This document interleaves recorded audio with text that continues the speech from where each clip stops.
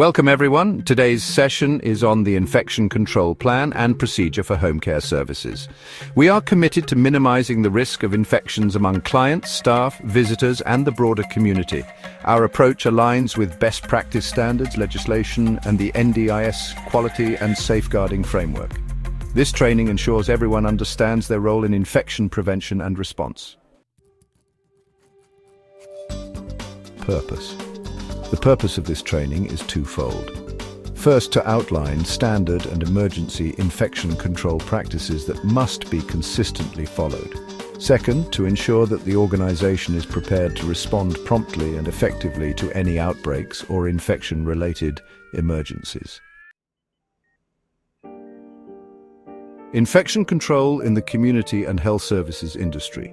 Infection control is a key requirement across many sectors of the community and health services industry.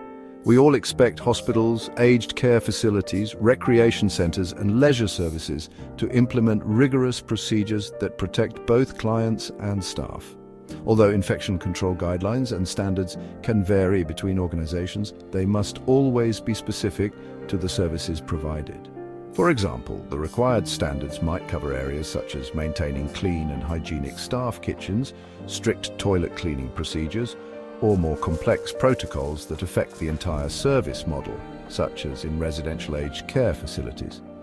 Regardless of the core business of an organization, it must fully comply with the applicable guidelines and standards set for the industry. These standards may include Australian, European, WHO or USA guidelines, the National Health and Medical Research Council, NHMRC infection control guidelines, relevant industry codes of practice, and state, federal, and local government health regulations. Additionally, manufacturers' operating manuals and recommendations for equipment and cleaning products must be followed carefully. Drawing on these regulatory documents, an organization must develop its infection control policies. From these policies, specific procedures and standard precautions are created and implemented to ensure consistent practice across the workforce. An example of such a procedure would be the measures staff take when they come into contact, or are at risk of contact, with body fluids that could transmit infections. Infection control policies and procedures typically relate to the design and maintenance of cleaning procedures and schedules, the proper use and care of cleaning equipment, the handling, storage, and disposal of all types of waste, infection control risk management practices, and the correct reporting of infection control incidents and hazards.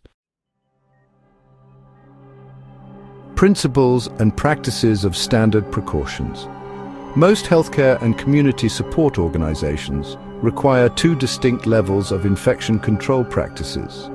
The first level is called standard precautions. These describe the basic work practices that are recommended for use with all clients, providing the minimum level of protection for everyone, clients, staff, and any others present. The second level involves additional precautions, which are used alongside standard practices, but only for clients who pose particular infection risks, such as when dealing with known cases of airborne, droplet, or highly contagious infections. Standard precautions must always be used as a routine part of care.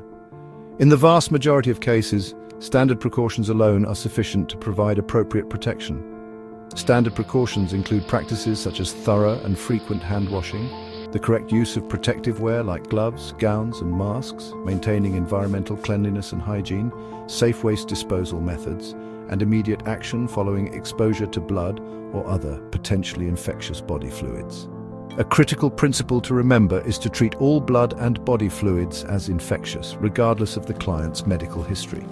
General best practices to maintain infection control include wearing disposable gloves whenever performing tasks involving contact with body fluids or broken skin, or when handling items or surfaces soiled with blood or body fluids. Hands must always be washed both before and after such procedures, regardless of whether gloves are used. It is essential to protect broken skin by covering any wounds on your hands with waterproof dressings and ensuring gloves are worn if there is any chance of contact with body fluids. Contaminated needles and other sharp instruments must be disposed of correctly using approved sharps containers, and injections or blood sampling must only be performed by qualified registered nurses. If accidental exposure to blood or body fluids occurs, such as through a needle stick injury, an open wound being contaminated or contact with blood-contaminated saliva, it must be reported immediately and appropriate post-exposure procedures must commence without delay. Cleaning up spills of blood, urine, feces, or other body fluids must also be conducted according to approved spill management protocols. When general best practices are not followed, or when an incident occurs, there is a clear procedure that must be initiated immediately after the injury or exposure is sustained to minimize risk and ensure safety. Relevant legislation, standards, and agreements. Our infection control practices are based on current legislation, regulations, and best practice standards. These include the NDIS Quality and Safeguarding Framework and Practice Standards, the National Health and Medical Research Council, NHMRC, Infection Control Guidelines, State and Territory Health Department, Infection Control Guidelines, and Workplace Health and Safety legislation. Our work is guided by the following core principles.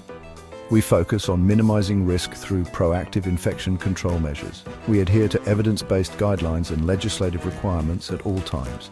We commit to regular training, education, and review of infection control practices. We act quickly and decisively when an outbreak or exposure incident occurs. Let's look at a procedure overview. First, standard precautions. Hand hygiene is mandatory before and after all client contact, after removing gloves, after exposure to bodily fluids, and before handling food. Hand washing with soap and water, or the use of an alcohol-based hand rub is required. Respiratory hygiene and cough etiquette must be observed by covering coughs and sneezes with tissues or elbows, disposing of tissues immediately, and performing hand hygiene afterwards. Personal protective equipment such as gloves, gowns, or aprons, masks, and eye protection must be worn appropriately according to the task and risk of exposure. Proper techniques for donning and doffing PPE must always be used. Safe injection practices must be followed using a septic technique at all times. Needles and syringes must never be reused, and sharps must be disposed of in puncture-resistant containers immediately. Waste, including clinical waste and sharps, must be managed according to compliant procedures. Routine and incident-specific cleaning must be conducted using appropriate cleaning and disinfectant products, and soiled linen must be handled carefully with safe laundering practices in place. Transmission-based precautions. In cases where specific infections are identified or suspected, additional precautions must be implemented. Contact precautions require the use of gloves and gowns for infections such as MRSA or norovirus, and where possible, dedicated equipment should be used. Droplet precautions, such as wearing surgical masks and maintaining appropriate distancing, apply to illnesses like influenza and pertussis. Airborne precautions require specialist arrangements, including the use of N95 respirators for diseases like measles or tuberculosis. Emergency infection control procedures. During an outbreak, early detection, risk assessment, and the swift implementation of control measures are essential. Clear communication with stakeholders and a thorough post-outbreak review must follow. In cases of exposure, immediate first aid, reporting, and medical follow-up are required for both staff and clients. All incidents must be fully documented in accordance with policy. Practical implementation and monitoring.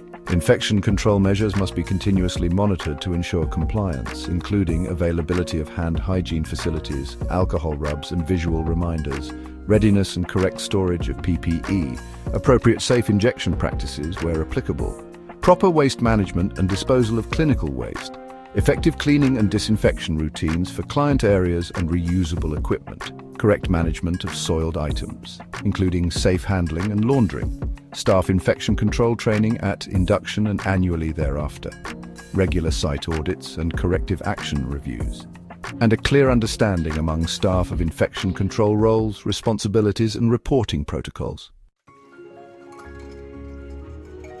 By following our infection control plan and procedure, we can ensure a safe and healthy environment for everyone.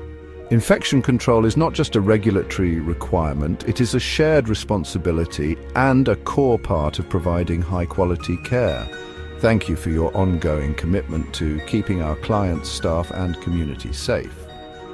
Read more and check your competencies by reviewing the current organizational policies and procedures, and ask your team leaders. You will more than likely be tested annually, so keep compliant.